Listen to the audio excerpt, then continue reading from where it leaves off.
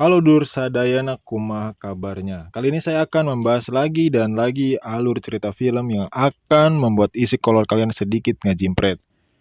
Waduh, apa kali ngajimpret? Lah, pokoknya itulah pokoknya ya. Oke, tak perlu bersunda gerau di awal, langsung kita ke alur ceritanya. Cek di cerot. Cerot.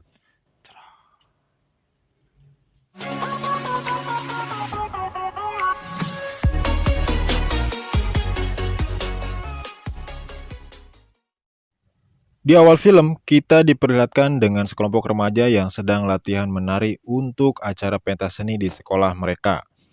Tetapi ternyata di belakang panggung ada sepasang murid bernama Sri dan Ade yang memanfaatkan kesempatan itu untuk mengadu congor. Akan tetapi di tengah jedak-jeduknya, tiba-tiba ada seorang membuka tirai dan menciduk mereka berdua, yang ternyata itu adalah pacarnya Ade. Melihat hal itu tersebut tentu sangat mengecewakan. Dengan begitu, Ade pun langsung mengejar pacarnya dan meninggalkan Sri begitu saja. Singkat cerita, 2 tahun pun berlalu. Sekarang Sri sudah beranjak menjadi dewasa dan terlihat semakin cantik karena memang skincare-nya bukan dari skincare yang ada di TikTok. Sri juga sekarang cukup mapan dan hidup berkecukupan sebab ia bekerja di bidang organisasi bersama partnernya yang seorang wanita jadi-jadian bernama Luna. Saat ini Sri sedang melayani kliennya untuk acara ulang tahun di sebuah restoran. Namun ketika acara akan segera dimulai, mendadak ada request tambahan dari kliennya untuk menambahkan kelinci-kelinci di pesta itu sebagai hiasannya. Lantas beberapa saat kemudian, datanglah seorang emas-emas yang bernama Fabio untuk mengantarkan kelinci-kelinci pesanan dari Sri. Di sini Sri yang melihat ketampanan Fabio, ia merasa terpesona dengan pria itu karena kebetulan sudah sangat lama menjadi seorang jomblo. Singkat waktu setelah acaranya selesai, si klien pun merasa puas dengan kinerja Sri dan Luna. Dan karena tadi ada request tambahan kelinci-kelinci, Sri dan Luna pun mendapatkan bonus bayaran karena telah melayani sesuai keinginan si klien. Kemudian setelah semuanya beres, Sri bercerita kepada Luna kalau ia tadi bertemu pria tampan yaitu si penjual kelinci. Mendengar hal tersebut, Luna pun menyuruh Sri untuk memperkenalkannya kepada si penjual kelinci itu. Singkat cerita, Sri kembali menghubungi Fabio. Akan tetapi kali ini bukan untuk memesan kelinci, melainkan untuk mengajaknya bertemu. Tentu saja Fabio pun tak bisa menolak, apalagi Sri begitu cantik, buahai mencrang, pokoknya malah idaman lah. Setelah janjian, ternyata mereka bertemu di sebuah penginapan Red Doors. Karena memang semakin dewasa kita perlu sebuah privasi. Emang paling bener quality time sama orang yang kita suka itu enaknya sambil rebahan. Setelah mengobrol tipis-tipis dan terciptanya chemistry lendir, mereka pun langsung ke puncak pertemuannya, yaitu dengan melakukan kegiatan yang kalian tunggu-tunggu. Haha. Setelah sepertinya Sri tidak merasa puas dengan permainannya itu, malahan Sri merasa ada yang aneh sepulangnya dari sana. Sri langsung bercerita kepada Luna perihal Fabio. Ternyata permainan Fabio terlalu kasar dan egois yang membuat ia tidak merasa nyaman. Di sini akhirnya Sri pun memutuskan untuk tidak menemui Fabio lagi karena Sri sudah sangat ilfil kepada Fabio. Singkat waktu di pagi harinya, saat Sri masih tertidur, tiba-tiba HP-nya berbunyi. Lantas Sri pun terbangun, yang ternyata itu telepon dari Luna. Begitu Sri pun segera bersiap-siap. Berhubung mobilnya sedang diperbaiki, Sri memutuskan naik dengan bus ke tempat pertemuannya itu. Setelah naik, di dalam bus Sri bertemu kenek bus yang bernama Riko. Karena berdesakan dengan banyak penumpang, membuat ia terus berdekatan dengan Riko.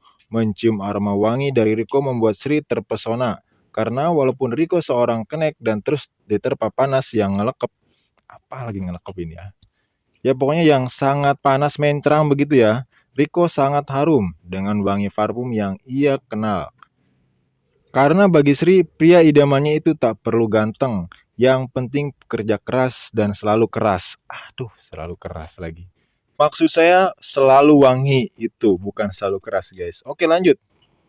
Setelah bertemu dengan Luna, terlihat Sri yang kelepek-kelepek bercerita kepada Luna kalau dirinya telah menemukan pria idaman yang dapat membuat roti sobeknya mengeluarkan cairan-cairan kehidupan.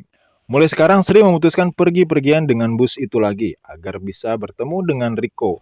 Namun sayangnya, saat Sri akan pulang dengan bus yang dikenakan Riko, ternyata kali ini keneknya orang lain. Riko sudah berganti sip dengan rekannya, sedangkan Riko sendiri terlihat baru saja sampai di rumahnya.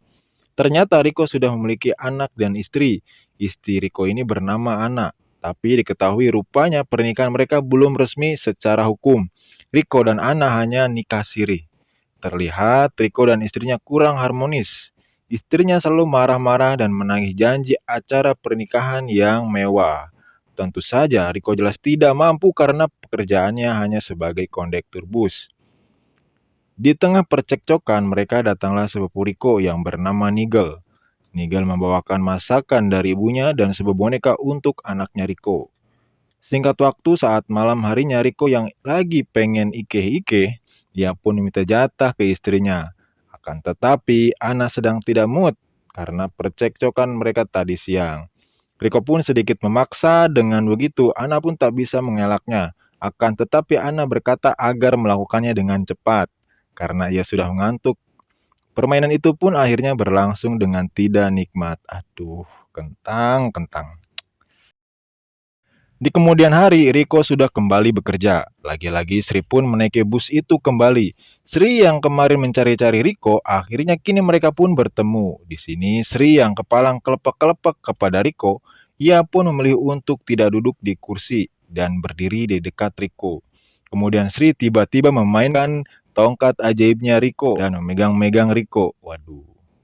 Menyadari hal tersebut, Riko pun diam-diam saja dan menikmatinya. Sudah pastilah. Lalu Riko juga diam-diam merayap ke Sri ke dalam celana. Aduh. Setelah itu, saat Riko berada di garasi, terlihat ia sedang menciumi jarinya sambil senyum-senyum seorang diri. Tampaknya wangi kepunyaan Sri masih nempel di jarinya. Aduh. Lalu tak lama datanglah bosnya Riko. Mereka pun ngopi bareng di jam istirahatnya. Di sini Riko meminta pinjam uang kepada bosnya agar ia bisa membelikan cincin untuk istrinya. Namun sayangnya si bos lagi bokeh dan menjanjikan akhir bulan saja. Singkat waktu ketika Riko pulang ke rumahnya, Ana kembali marah-marah di depan anaknya karena Riko tidak membawa apa-apa. Riko yang baru saja pulang bekerja dan sangat lelah, ia pun akhirnya langsung pergi untuk kembali ke garasi tempat kerjanya. Di sana saat Riko dan rekan-rekannya sedang ngopi, tiba-tiba Sri datang ke sana untuk mencari Riko. Lantas Riko pun langsung menghampirinya. Riko yang kaget dan tidak menyangka kalau Sri sampai segitunya mau nemuin dirinya. Kemudian Riko pun langsung menjelaskan kalau ia hanyalah seorang kenek yang tidak mampu memberikan sesuatu kepada Sri. Akan tetapi ia tidak mempermasalahkannya. Sri tidak berharap diberi sesuatu oleh Riko dan walaupun Riko tak bisa memberikan apa-apa, tetapi Riko masih bisa memberikan Sri kepuasan dengan salam olahraganya. Pada akhirnya adu mekanik pun terjadi. Hari demi hari Riko dan Sri semakin dekat.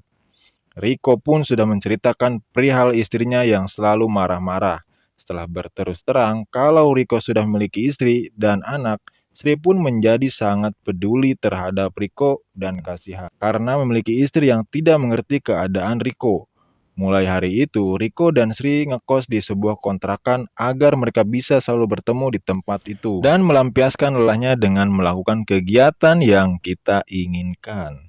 Suatu hari, Riko ingin bertemu dengan Sri di kosannya. Tiba-tiba ada telepon dari Negal. Negal memberitahu kalau Ana mendapatkan perawatan darurat. Mendengar hal itu, Riko pun segera pergi dan menyudahi pekerjaannya hari itu. Di sisi lain, Sri yang sedang menunggu kedatangan Riko dan sudah kelelahan, tetapi Riko tidak kunjung datang, ia pun memutuskan untuk kembali pulang ke rumah. Singkat waktu saat Riko sudah tiba di rumahnya, di sana sudah ada Nigal dan memberitahunya kalau Ana mengalami pendarahan, tetapi kandungannya dalam keadaan sehat. Mendengar hal itu, Riko langsung kaget. Ia tidak tahu kalau istrinya sedang hamil.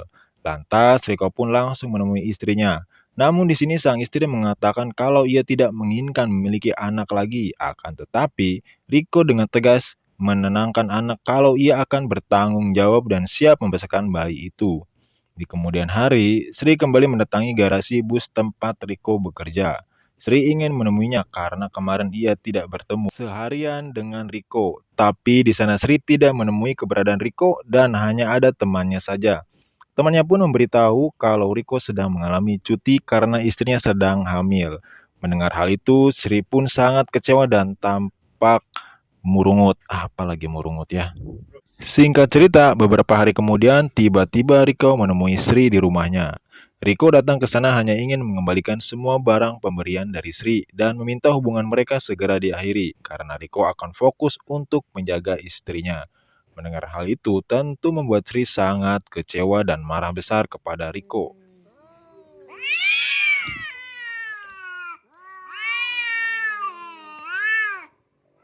Malam harinya saat Riko kembali ke rumahnya, tak diduga ia menciduk istrinya yang sedang ike-ike dengan Nigel. Aduh, tangkurak si Nigel. Riko yang melihatnya pun sangat marah, apalagi yang sudah berani menyentuh istrinya adalah orang terdekatnya sendiri, yaitu Nigel sepupu Riko.